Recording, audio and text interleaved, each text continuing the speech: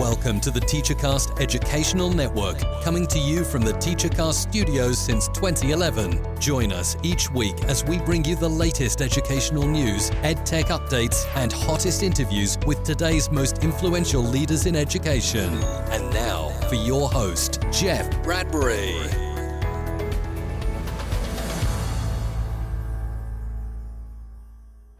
Hello, everybody, and welcome to the TeacherCast Educational Network. My name is Jeff Bradbury. Thank you so much for joining us today and making TeacherCast your home for professional development. This is TeacherCast Podcast, episode number 217. My guest today is an amazing teacher who just completed the Conrad Challenge with their students, and I am looking forward to hearing all about their examples, their adventures, and how do you run a science competition that actually goes virtual in the middle of the competition? I'm looking forward to hearing all about that stuff. Before I get into our guest today, I want to remind you we've got some great things going on this summer over at TeacherCast. We are heading into the summer, and we've got some great events happening on July 11th. We are doing a full-day Microsoft virtual conference. Check that out over on teachercast.net/Microsoft Live for a full day, 9 to 3, all about how to bring Microsoft events into your classroom. On July 25th, we are repeating the conference, but using Google Apps for education. So if you're looking to bring G Suite into your classroom and looking how to do something pretty fun with your kids, check that out over at teachercast.net/Google Live. And of course, if you're a tech coach, all the stuff over on our Ask the Tech Coach network and our Ask the Tech Coach podcast drops every single Monday. And guess what, guys? We have a great time because on August 18th, we're going to be running a full Tech Coach Day over on teachercast.net/Tech Coach Live. So a full great summer of professional development. We want to know that you guys are out there. Don't forget to find us on Twitter at TeacherCast and leave us a voice message over at teachercast.net/voicemail. We would love to have you guys continue to be a part of the TeacherCast Educational Network. My guest today not only successfully did the Conrad Challenge last year, successfully did the Conrad Challenge this year, but I am so impressed at the fact that she did so under COVID-19 and pandemic conditions. I want to bring today on my guest, Miss Kristie Letter. Kristie, how are you today? Welcome to the show. Oh, well, thank you so much for having me on TeacherCast. This is really quite an honor, and I'm just so happy to be here. Thank you so much. I'm glad that you're here because you are not only an amazing educator, an amazing mentor to your students, but you've been through a really crazy year. Talk to us a little bit about who Kristie is and tell us a little bit about your program. All right. Well, I am a sort of lifelong English teacher who has, in the last couple of years, switched to teaching innovation and design thinking, which is much more multidisciplinary, cross-curricular. And, you know, it's through this new role that I have discovered the Conrad Challenge, which is pretty amazing. But I will say that in this past year with COVID-19, the idea of innovation and having to innovate really actually became much less theoretical and much more the reality as we had to really shift every single gear to figure out how to do it and how to keep going. I know every teacher out there had to do the same and to figure out, you know, how to navigate this strange new world that we all found ourselves in. You know, it certainly was a strange year. Before we get into how things are, how things changed, all of those great topics, talk to us a little bit about the Conrad Challenge. You know, we've had shows previous on the Conrad Challenge, but if anybody here is listening for the first time, what is the Conrad Challenge? So the Conrad Challenge is an amazing opportunity for young people, and it's inspired by Pete Conrad, the astronaut, and his widow, Nancy, decided that she wanted to inspire young people to do the kinds of things that he did and really shoot for the stars, literally and figuratively. And so this competition has a number of categories, and it essentially asks students to innovate solutions to the world's problems in a whole bunch of different categories. And that's everything from aerospace to environment. And my students this year were in the category where they were trying to, working with the Foundation for a Smoke-Free World as one of the sponsors under the auspices of the Conrad Challenge, to figure out how to stop the damages of tobacco. And they came up with a project that was going to use tobacco to stop world hunger. So that was the essence of their project in the Conrad Challenge. But, it's the structure of this challenge is one that really does put students in the driver's seat and asks them, okay, here's your world, identify a problem in it, and then figure out how to fix it, which, really provides some great opportunities for the students, but also, speaking as an adult, provides some great hope for the future that we really are, we can have some faith in this generation coming up to solve some of the problems that are out there. One of the things I love about the Conrad Challenge is it gives those real world opportunities, and it gives the students the ability to go out and learn, grow, build on their own. Obviously, as a teacher, we're there to support, but this really is a student-centered, student-focused challenge. Talk to us a little bit about your role. I know you did this last year. Same group of students? Did you have some people in and out? How do you form a group? And really, what is the role of an instructor? Are you mentoring? Are you teaching? Give us the outline here. Yeah, it's a very interesting role as a teacher. Like I said, I started out as an English teacher because to really have students succeed in the Conrad Challenge, I cannot have any idea when we begin to talk about it and we begin to ideate and we begin to identify problems. I can't have any idea what their projects are going to be because that's the opposite of the spirit of the challenge. In order to have them succeed, I have to open it to them, and they have to really identify what it is that they see as the problem, what they want to do. And then my role is, to be a mentor and to guide them through the design thinking process and the innovation process. But it really is about me learning too. Did I know that you can turn tobacco into a protein that you could use to solve for hunger? I did not. And I am here to straight up admit that. I learned from them, and their ideas are pretty astonishing. I had a group last year, and their project was, redesigning astronaut chairs so that they weighed less, and they were inspired by iPhones. I mean, it really is just things that I couldn't have thought up myself, and it's not subject matter that I teach them. I'm just there to push and to provide support. And so it is a really different sort of role as a teacher to help them and to support them. But I certainly am not in front of them as far as, understanding where it is that they're going, because that has to be somewhere unknown, or they're really not doing what the challenge is asking of them, which is really the exciting part. So how does that work, right? I mean, how do you go from bringing students in to solving world hunger through tobacco? I mean, did somebody throw out, let's tackle this question? What is a good answer? Oh, tobacco. Or was it a topic in class, or did you guide them at all? Or, I mean, we've all been in a situation where you've opened the floor to the kids and say, what do you want to talk about? And 20 minutes later, crickets. Right. How did all that happen? Well, so the Conrad Challenge does a great job. They set up categories, and, the categories, while providing guidance, with things like aerospace or environment, they really are quite broad. And so one of them is, so for this group particularly, I had students who did projects with all kinds of things, but these were the students who made it to the international level of the competition. One of them was about either, stopping vaping or coming up with a solution to repurpose tobacco crops so that the farmers themselves, right, don't lose their sustenance, but finding ways to do it for health. And what we do to start is I just sort of come up with these really general topics. And first we generate a list of what are some issues. And the list comes from the students, because again, what I identify as a problem is not going to necessarily inspire them. So it has to be a conversation.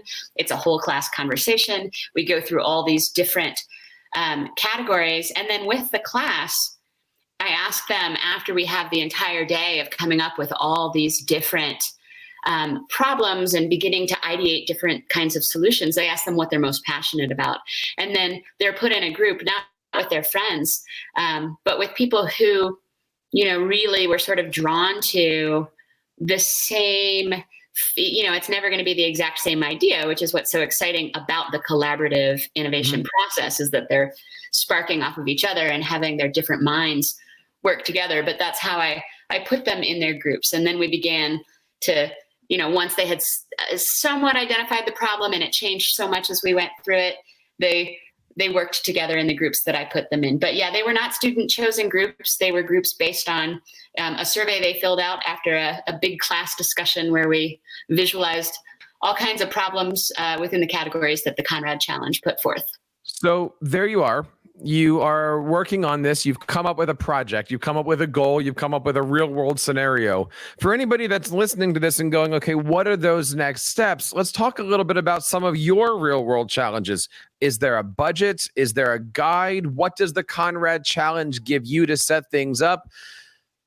Talk to us a little bit about that, the adulting stuff. Like, what is all those real world things in order to actually do the challenge, to register? Tell us a little bit about that. All right.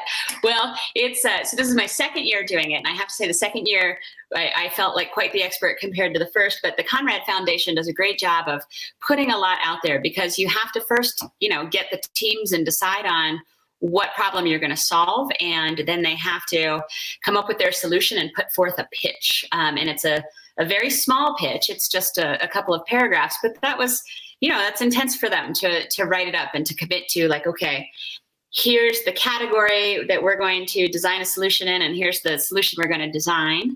And then that got approved, and then they had to write a business plan, which was really quite involved, and everything from finances.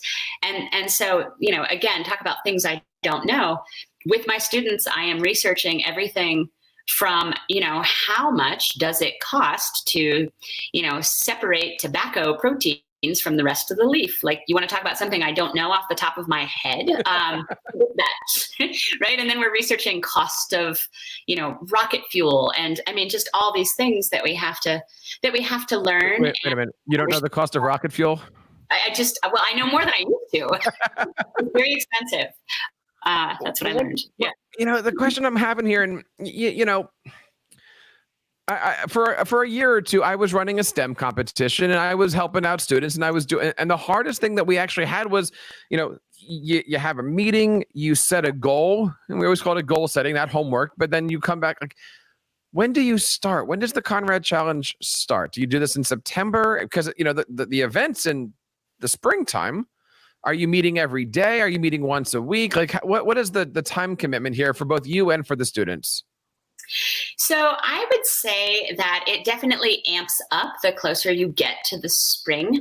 I mention the competition to get them excited months before we actually start working on it, just so that they can, as we are in class and we're thinking about we do smaller problems, smaller ideations, smaller collaborations, so that they're building up sort of the skill set that they'll need. But then once it gets to be, I would say late November and December, we really started working pretty, assiduously on this. We worked several days a week in their groups, and I really did have to help them. I think that, collaboration is something that teenagers need some guidance with. I think adults do too, off the record. So I really had to work on how can I help them be accountable for, well, I said I would do this part of the project, and you said you would do this part. And so then we really start to work through, the balance between individual work and group thinking that is so sort of productive and wonderful. So, and I would assume that a lot of it is you're holding each other to that task, right? Like, everyone's accountable for each other. Yes, exactly.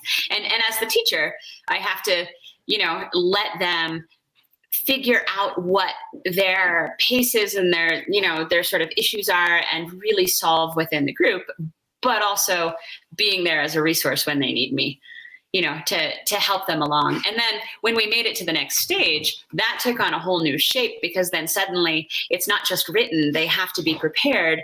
And at first we thought they'd be presenting live at the Kennedy Space Center, which is what they did last year, to some luminaries from around the world. It's really such an impressive array of judges and experts that they're presenting to. And they still were there, but of course it wasn't in person. And then it takes, I mean, this competition, what's so cool about it too, is that it takes so many different shapes. It starts with sort of the dreamy stuff, and, you pitch your dream, and then you have to get into the practicality, and you have to write it, and you have to check grammar, and you have to do actual math. You know how that goes with your STEM competitions. You have to actually do math, make charts, write it all down. And then you get to the pitching part, and then that takes, a whole new level of confidence and communication, and figuring out then, how do you distill your ideas into a whole new form? Talk to us a little bit about your students, right? Do they know what they're getting into when they start? I would assume the second year, of course, is easier than the first. How do they interact with each other? Is it all positive? Is it they're all teenagers, and so you have those dynamics? Is there, hey, I can't meet for the next 2 weeks because it's midterms? Like, how do they motivate themselves, and how do they keep pushing themselves when you've already said, as the mentor, you're not supposed to be the one guiding the stage.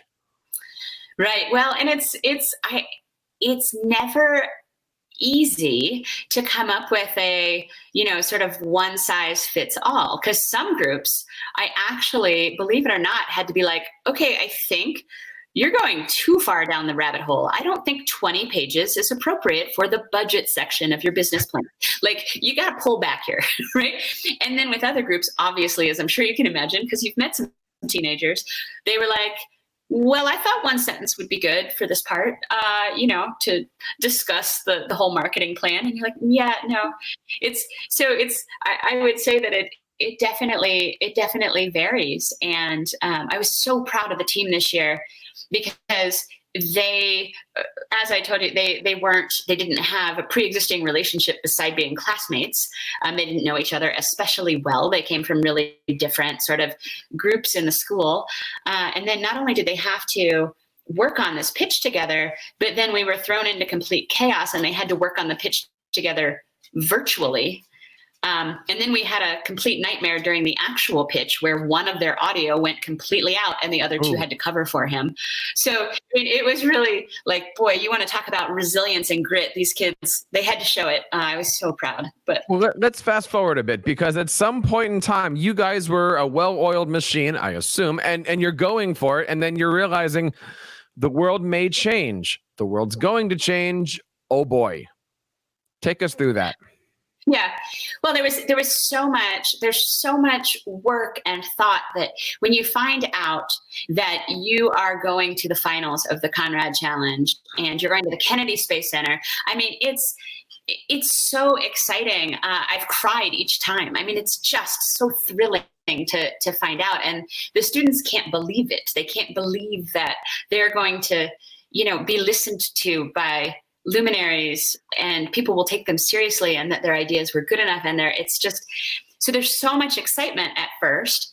Then there's a little bit of like, oh gosh, this is going to be a lot of work. But we're going to get to miss some school. So there's that. That's good. There you go. And then this year, we had all that excitement. We had the energy, the renewed energy for the task that came with that, where they started to call CU and get time to go into their labs and experiment with the tobacco. And, they had all these experts they were going to meet with. And then the pandemic shut it all down. And there was such a moment with that where we didn't know what was going to happen. It became very clear we weren't going to fly to Florida, right, to present, and they didn't know if they were going to get to pursue their ideas at all. Clearly, some parts had to stop. They couldn't, the labs at CU were closed, and things that they were going to do and people they were going to meet with, and the fact that they were going to meet with each other and practice together in the same room. I mean, all of that just came crashing to a halt. But then they had to completely regroup for, the new Conrad Challenge, the sort of COVID-19 version of the Conrad Challenge, which was heroically put together and really did go off beautifully, but it was wildly different than what we had anticipated. Talking today to Kristie Letter, an amazing educator who guided her students through this amazing, I keep coming back to amazing time period here. They call it the Conrad Challenge, obviously for Pete Conrad. I think it was the third person on the moon. Am I correct about that? But I want to talk about the word challenge, because challenge means so many different things. It can mean they're challenging you to do something. It could be they're challenging each other. It could be a personal challenge. I would assume that throughout this process, the word challenge does take on multiple roles. It does. And this year really seemed like the true sort of distilled energy of the word challenge, especially with the way that, and let me just say that when I thought about what it was last year and being on the stage and having that inspirational setting of the Kennedy Space Center, I thought to myself, well, now they're surely just going to have to cancel the whole thing. I really did assume that was going to be the only solution. And the fact that they came up with, this completely reimagined version for the challenge where the students could still meet each other, interact with students from around the world, and then present their ideas. That really was them rising, to create, to make sure that the challenge still went on. And then for my students, it presented a whole new challenge where they had to come up with, okay, so when you can make a video, but then when it's Q&A, you're not right next to each other. You can't make eye contact. You can't give each other signals about who's going to take which question. And so they basically, that level of the challenge, they had to come up with something which I was trying to guide them, but I had never done it before. What is my advice for pitching in an international competition virtually? That wasn't something I had any experience with. And then we had a mic go out in the middle of their Q&A session with the experts. And the person whose mic went out, my student Lyric, was the student who, in order to deal with the fact that they can't see each other, it's virtual, he was going to respond first to every question and then direct it to one of the three of them. So it was his mic that went out. So basically all of their careful planning, all of their structure, and not to mention, he was the expert on, they each were like, okay, I'm going to take all the questions that have to do with this part.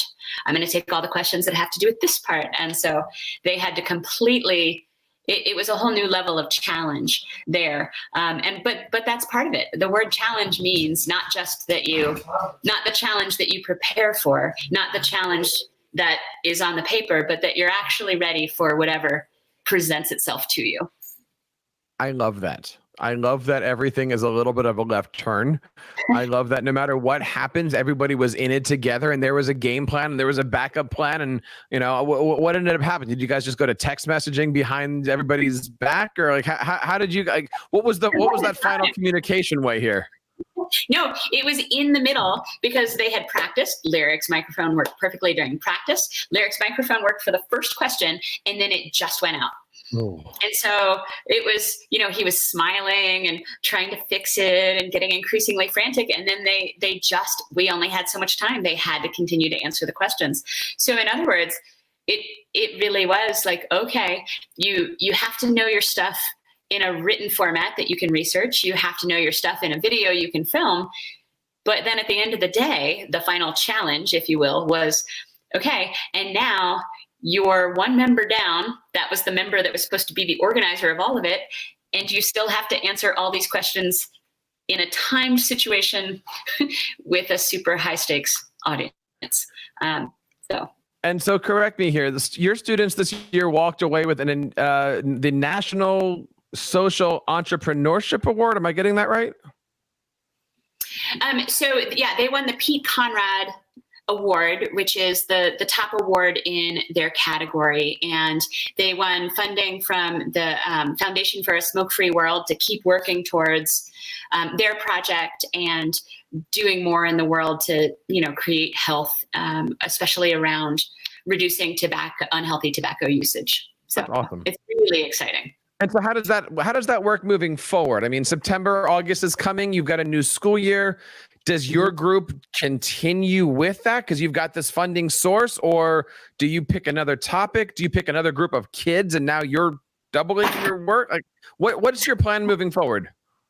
Well, Here's the thing about innovation and why it's so exciting to work with the kids is that, I have new students next year who are going to be approaching this for the very first time. The group I have this year, this was the first time they ever did it. But simultaneously, the group that just went through it, they were called Tobacco Oats. That was their very clever name. I know, it was good.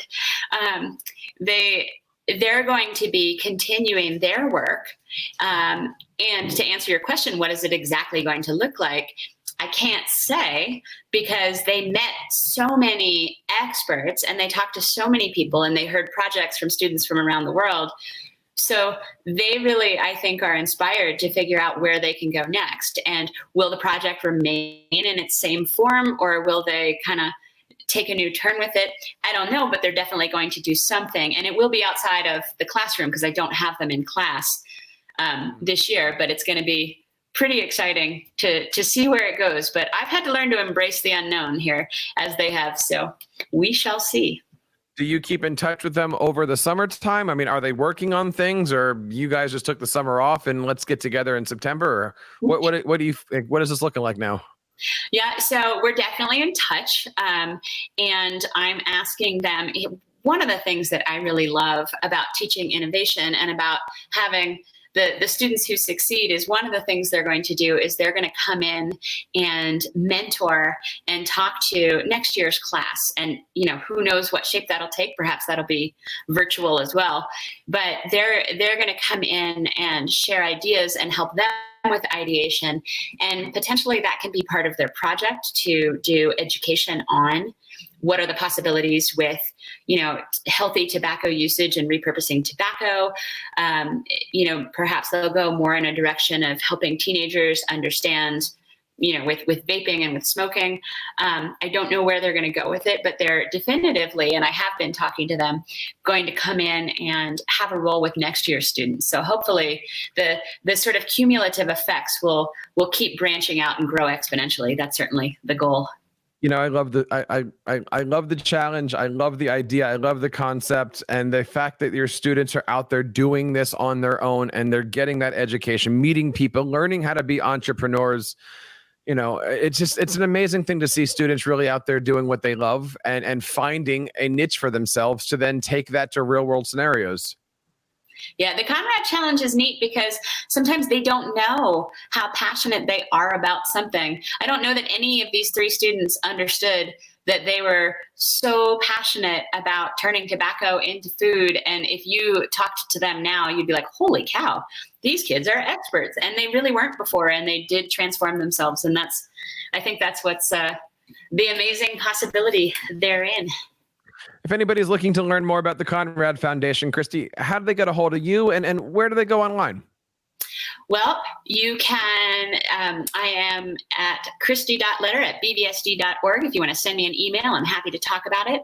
I have a website, kristiebetsletter.com, and the Conrad Foundation has a beautiful, very user-friendly website that will lead you through all stages of the competition, everything from the ideas. They have exemplars. They do a great job with their alumni network, having alumni reach out to students who are currently competing and mentor them. They have a toolbox, no-box toolbox, they call it, which has a whole bunch of tools to really help students, especially students who haven't done something like this before, so that they can really gain some confidence when they get to the point that they all get to, where they're like, oh my goodness, I'm not sure I can solve the world's problems. The Conrad Foundation website, I would also direct anybody there, because it really helps teachers and students feel like, okay, this is big, but I can do it.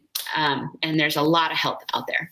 We're going to make sure that we have the links for this and all of our show notes over on teachercast.net. You can look for TeacherCast Podcast episode number 217, or while you're over there, do a big search for Conrad Challenge. I believe this is our 4th or 5th episode to support the organization. You can find out a lot of information, and of course, check out our interview last year that we did with our winners from last year. Certainly check that stuff out today over on TeacherCast. Kristie, I got to ask you one last question, and this is the easy one. What advice do you have for any teacher looking to do this? So my advice is just, embrace failure and just go in and be like, you know what, this is going to be, just absolutely loopy sometimes. And that's going to be great. And it'll be fun and it'll be messy. And that's not knowing exactly where you're going to end up is really the thrill of it. So don't be afraid. I love the idea for that, right? Because we all know that this year is going to be even different. Many school districts are starting early, starting late. Many school districts are starting on time, knowing that somewhere in the middle, they're going to break. For how long? Who knows? I say go for it. Good luck for everything. And if you're looking for more information, check out Kristie. Again, all the links are going to be there. Kristie, thank you so much for the time. And thank you for being on our show today. Well, it is such an honor to be here. Thanks for all that you do for teachers. Yay. And of course, we want to say thank you to the Conrad Foundation and the Conrad Challenge for, helping us get connected with Kristie and so many great teachers that are taking the Conrad Challenge and helping their students be all that they can be. There's, of course, several great ways that you can be a part of the TeacherCast Educational Network. You can reach out to us on Twitter @TeacherCast. Leave us a voice message over at teachercast.net/voicemail. And don't forget to head on over to Apple Podcasts and subscribe to the TeacherCast Podcast, Ask the Tech Coach, and all of our shows today. And let your friends know that the TeacherCast Educational Network is here for you guys. On behalf of everybody here, my name is Jeff Bradbury, reminding you to keep up the great work in your classrooms and continue sharing your passions with your students. You've been listening to the TeacherCast Educational Network, hosted by Jeff Bradbury. Please reach out to the show with all of your questions on Twitter @TeacherCast or online at www.teachercast.net. Be sure to subscribe to our podcast so you don't miss any future episodes. And please take a moment to write a review in the App Store.